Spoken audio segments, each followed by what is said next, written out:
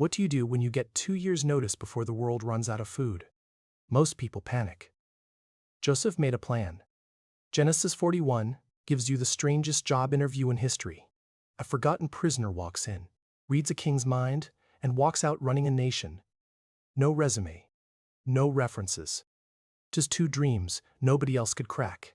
By the end of this video, you will understand exactly how Joseph turned 2 nightmares into the first recorded famine plan in human history, and why the details still matter for how you handle uncertainty today.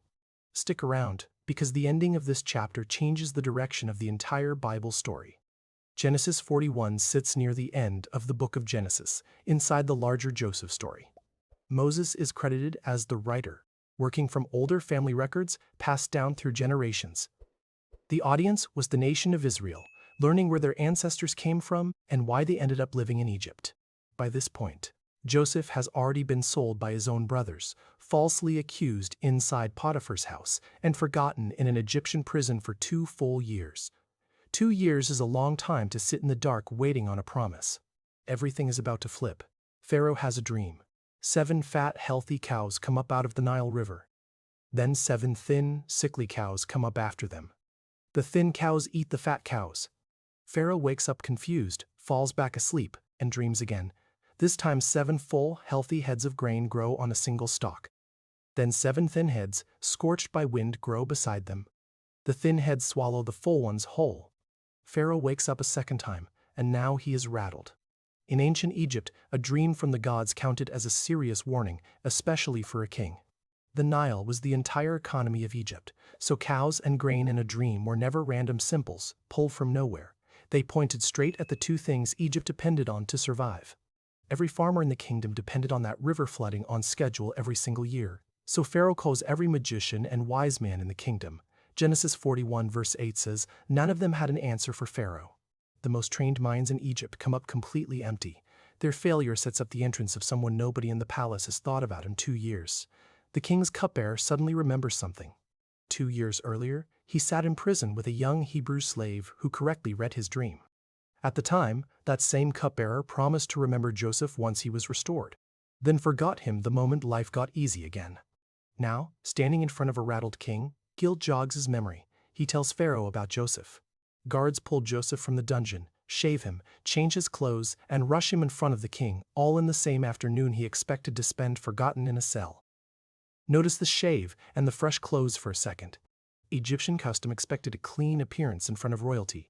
So this detail is not filler. This is Joseph getting ready to represent himself well in the biggest moment of his life.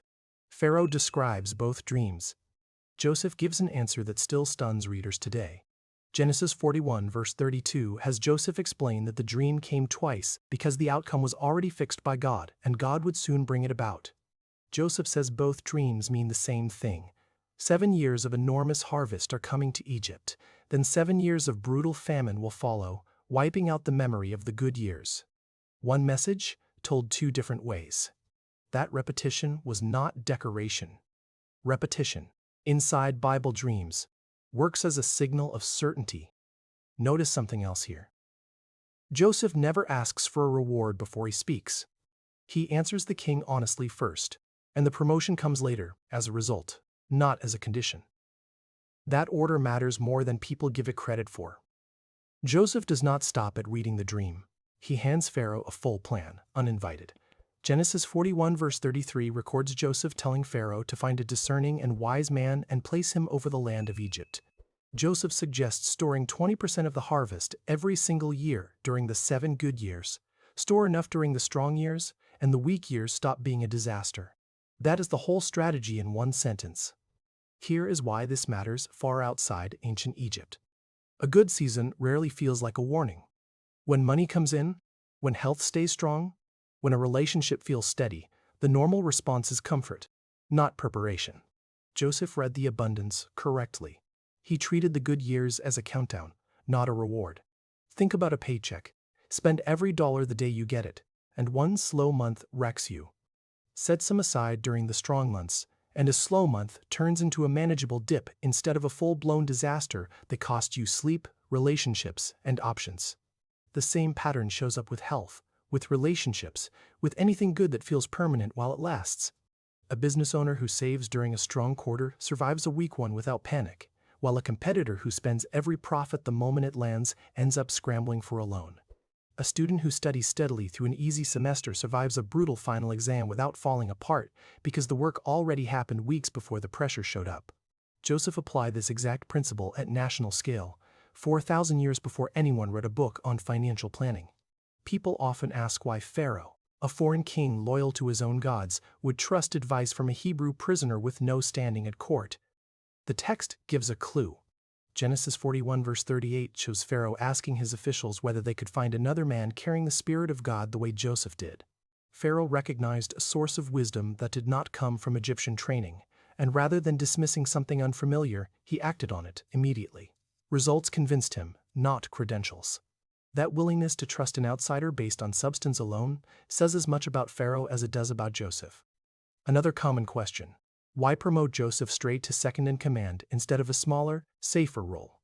Genesis 41 verse 40 has Pharaoh telling Joseph he will rule over Pharaoh's own house, with the people obeying his word, and only the throne itself standing above him. Genesis 41 verse 46 notes that Joseph was 30 years old when he stood before Pharaoh, which means he spent 13 years between slavery and prison before this single afternoon changed the rest of his life. A famine covering the whole region needed one person with full authority who could move fast. A committee arguing for 2 years while grain rotted in the fields would have solved nothing. Speed required one clear decision-maker, not a group vote. Pharaoh also gives Joseph a new name, Zaphnath-Phaneah, along with a ring, fine linen, and a gold chain, signs of full Egyptian authority handed to a former slave in a single afternoon. Joseph steps from a prison cell to the palace in one day, a jump that would sound made up in any other book. A third question worth asking: did Joseph do any of this for personal glory? Nothing in the chapter suggests that. Joseph gives credit to God at nearly every turn, starting with his very first line to Pharaoh, where he says the interpretation belongs to God, not to him. During the 7 good years, Joseph travels across Egypt collecting grain. Genesis 41 verse 49 describes the grain as so plentiful, he stopped measuring, since the amount grew too large to count. He builds storage in every city, filled with grain gathered from the fields surrounding it. During this stretch, Joseph marries a woman named Asenath and has 2 sons, Manasseh and Ephraim. The names carry weight. Manasseh means God made me forget my hardship. Ephraim means God made me fruitful in the land of my suffering. Joseph names his sons after his pain and his healing at the same time, right in the middle of his greatest success. This single detail tells you Joseph never pretended the hard years did not happen. He built a future while still carrying his past, without letting either one erase the other, which is a harder balance to strike than most people admit. 7 years pass. The good harvest ends exactly on schedule. Genesis 41 verse 54 confirms the famine hit every surrounding country, while food remained inside Egypt because of the plan Joseph had already built. Egypt becomes the only nation with food to spare. Genesis 41 verse 57 goes further and says, all countries came into Egypt to buy grain, because the famine had grown severe across the entire known world at that time. People from surrounding regions start traveling to Egypt to buy grain, including Joseph's own brothers, though that reunion unfolds in the next chapter. The plan Joseph built during 2 forgotten years in a prison cell ends up feeding an entire region during a crisis nobody else saw coming. A prisoner with no rights becomes the reason a whole civilization survives. Genesis 41 opens with a question: how does a forgotten prisoner end up running a nation? The answer is not luck. Joseph paid attention to a warning almost nobody else could read, and he acted on that warning long before the crisis arrived.